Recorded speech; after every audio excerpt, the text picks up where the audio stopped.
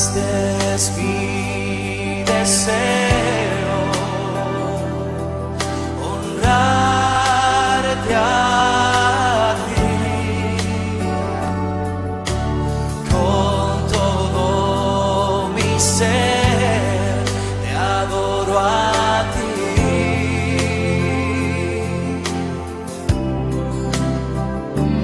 Agradecemos a todos los que en el día de hoy nos escuchan. Para nosotros es motivo de alegría poder llevar la palabra de Dios a tu vida. Estos han sido espacios de mucha bendición donde hemos visto el respaldo de Dios. Gracias por escucharnos y permitir que el mensaje de Jesucristo transforme tu vida. Te alabaré,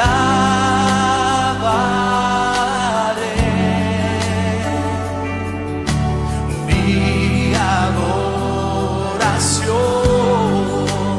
eres tú. Damos la gloria a Dios por su inmensa bondad, por esa fiel palabra que nos recuerda que cada mañana son nuevas sus misericordias y grande su fidelidad, por su palabra que es vida a nuestra vida. Así que tenemos grandes motivos para gozarnos, regocijarnos, alegrarnos. Cíñate de fuerza y poder, porque hoy las nuevas misericordias de Dios están sobre ti, sobre mí, sobre nuestra familia. La palabra de Dios es fiel y verdadera. En Él tú y yo somos más que vencedores, porque Dios te ha dado la victoria y no solo ha vencido por nosotros, ha venido a traerte vida juntamente con Él, ha perdonado nuestros pecados y nos ha justificado a través de su Hijo Jesucristo. ¿Qué significa ser justificado? Dice la palabra de Dios en 1 de Juan, el capítulo 3, el versículo 4. Todo aquel que comete pecado infringe también la ley, pues el pecado es infracción de la ley. Aquí se está refiriendo a la ley de Dios, a la que Dios ha determinado para que tú y yo cumplamos. El apóstol Pablo en el libro de los Romanos, el capítulo 2, versículo 10 dice, como está escrito, no hay justo ni aun uno. No hay quien entienda, no hay quien busque a Dios. Dice el versículo 15, sus pies se apresuran para derramar sangre. Quebranto y desventura hay en sus caminos y no conocieron camino de paz. No hay temor de Dios delante de sus ojos. De esta manera vemos que nosotros, por más que queramos alcanzar la plenitud y la obediencia a Dios, es imposible hacerlo en nuestras fuerzas, porque nuestra naturaleza es pecaminosa, es humana, es imperfecta. Pero dice la palabra de Dios más adelante en el capítulo 8 de Romanos, los versículos 3 y 4, porque lo que era imposible para la ley, por cuanto era débil por la carne, o sea, lo que era imposible para nosotros lograr, el cumplimiento de esa ley, era imposible hacerlo nosotros porque somos carne y somos débiles. Dios, enviando a su Hijo en semejanza de carne y a causa del pecado, condenó al pecado en la carne, para que la justicia de la ley se cumpliese en nosotros, que no andamos conforme a la carne, sino conforme al Espíritu. Inicialmente, nosotros andando conforme a la carne, se nos es imposible cumplir la ley de Dios. Por eso Pablo les decía, no hay quien entienda, no hay quien busque a Dios, porque nosotros en nuestras fuerzas y nuestra carne es imposible cumplir esa ley.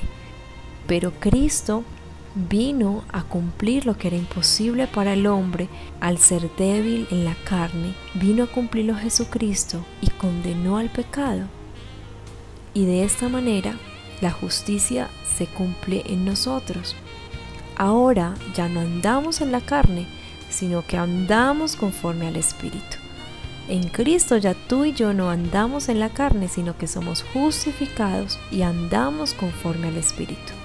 Cuando creemos en Jesucristo como Hijo de Dios, como Salvador nuestro, quien nos ha santificado ante el Padre Celestial, haciéndonos también a nosotros hijos y como hijos herederos de su gloria, estamos reconociendo nuestro pecado y la debilidad de la carne para cumplir la ley, y decidimos apropiarnos de la justicia de la ley que consiguió Cristo para nosotros. De ahí en adelante nuestra victoria sobre el pecado depende cómo permitamos que el Espíritu gobierne en nosotros, si continuamos andando conforme a la carne o andamos conforme al Espíritu. Esto es la justificación, que algo que tú y yo no podíamos hacer en nuestra carne, vino Cristo a hacerlo por nosotros, a vencer el pecado y presentarnos justos delante de nuestro Padre Celestial.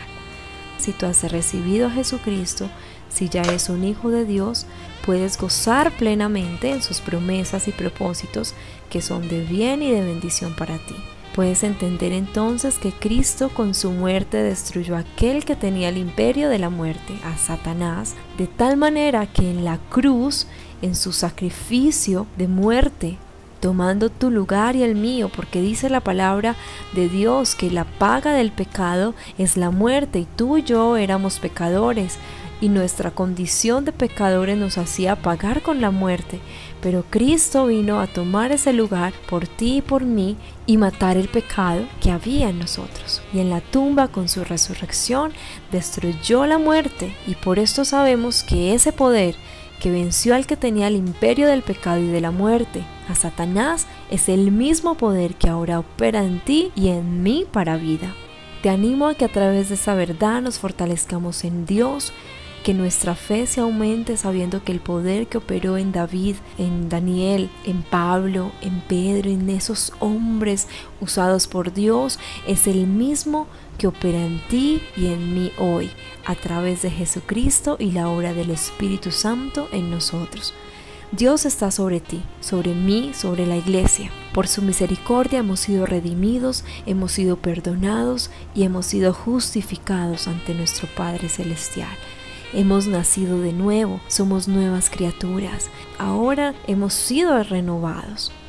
Nos hemos sometido a Dios y por eso Él está sobre nosotros, sobre todos los que creemos en la fe del Hijo de Dios, sobre todos los que tenemos una misma fe, un mismo Dios, un solo cuerpo, un solo espíritu, un mismo Señor, un solo bautismo. De esta manera lo manifestaba Pablo en Efesios 4 y dice el versículo 6: para que Dios sea el todo en todos y por todos. Para que Dios sea el todo por todos y en todos. Eso significa para que Dios tenga el dominio, para que Dios tenga la autoridad en tu vida, para que Dios tenga el control sobre ti, sobre tu familia, sobre nosotros, sobre la iglesia, porque Él nos ha comprado a precio de sangre y nos justificó ante nuestro Padre Celestial. Y el propósito de Él es gobernar en tu vida. Si tú eres un hijo de Dios, si ya has aceptado a Jesucristo como tu Salvador único y suficiente, Dios está sobre ti ahora. Pero piensa, ¿reina Él en tu vida? ¿Tiene el dominio, el control, la autoridad, el señorío y la potestad sobre ti? Es importante que hoy tú y yo nos cuestionemos esto, porque esto resume nuestra vida espiritual, nuestra relación, nuestra comunión con Dios, esa relación que Dios quiere que tengas con Él, esa comunión que Dios quiere que tengamos con Él. Y el propósito de Dios es gobernar en ti, es que su reino sea establecido en ti. Y si tú aún no has aceptado a Jesucristo, yo te invito este día a ser un hijo de Dios, a que reconozcas a Jesucristo como el único que puede justificarte ante el Padre, como el único que puede perdonar tus pecados y reinar en ti, gobernar en ti, y que todas esas promesas que están en su palabra se hagan reales en tu vida. Esa paga que nos tocaba a nosotros la llevó Jesucristo con dolor, con sacrificio. Para Él no fue fácil. Incluso Él se dirigió a su Padre diciendo: Señor, si es posible, pasa de mí esta copa, porque Él sabía que no iba a ser fácil. Pero Él tomó tu lugar y mi lugar por amor. Es tan grande el amor que tiene Dios para con nosotros, que aún siendo pecadores, aún sin merecer su gracia, Él envió a su Hijo, a su único Hijo, para salvarnos. Y el propósito que Él quiere cumplir en tu vida es ser el todo en ti, que tu vida sea reinada por Él. A veces decimos, ¿qué está pasando que mi ministerio no avanza? ¿Qué está pasando que mi vida no avanza? ¿Qué está pasando que mis proyectos no avanzan? ¿Qué me está ocurriendo? Que ya en mí la unción no está fluyendo. ¿Qué sucede? Que mi adoración no es como antes. Yo te digo, examínate a ver si cambiaste de instrucción. Si el propósito de Dios no se está cumpliendo en ti como Él quiere cumplirlo, si Dios no está reinando en tu vida como Dios quiere reinar, si tú estás permitiendo que Él gobierne ciertas áreas, pero estás dejando de lado otras cuantas para gobernarlas a tu parecer, para controlarlas a tu parecer. Oremos para que el temor de Dios caiga sobre la iglesia, porque si hay una cosa que se ha perdido es el temor a Jehová. Lo cantamos en los himnos, en los coros, que Jesucristo es el Señor, pero todo eso a veces solamente son palabras, porque no sometemos ese señorío a Él. ¿Cuándo le mostraremos lo máximo del amor a Dios? Cuando también nosotros entreguemos lo que más amamos. Cuando tú le entregues a Dios lo que tú más amas, estarás demostrando a Dios el máximo amor por Él.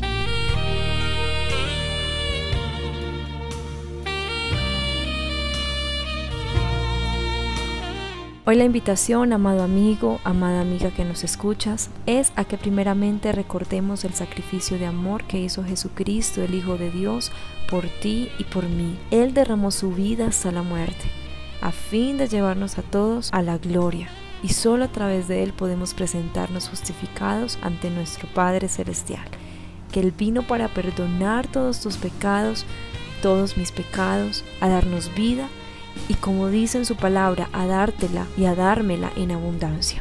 Y que al hacernos hijos de Dios, asimismo somos herederos de sus riquezas y promesas, para que no andemos más en la carne de pecado y de maldad, sino en el Espíritu, vivificados. Y que si tú hoy le aceptas y le reconoces como tu Señor, Él entrará en ti y restaurará tu vida. También es mi deseo que hoy escudriñemos nuestro corazón y miremos si hay áreas en nuestra vida en las que Dios aún no gobierna, a que nos dispongamos a quitar de nosotros todo lo que le roba a Dios el primer lugar, para que Dios gobierne y establezca su reino en ti y en mí. Eso es lo que Dios ha querido enseñarnos en nuestro caminar con Él, que le permitamos tomar autoridad y potestad sobre nuestra vida, sobre toda nuestra vida, que Él gobierne y reine en nosotros, pues en esa disposición se logra el propósito. Que Dios te bendiga.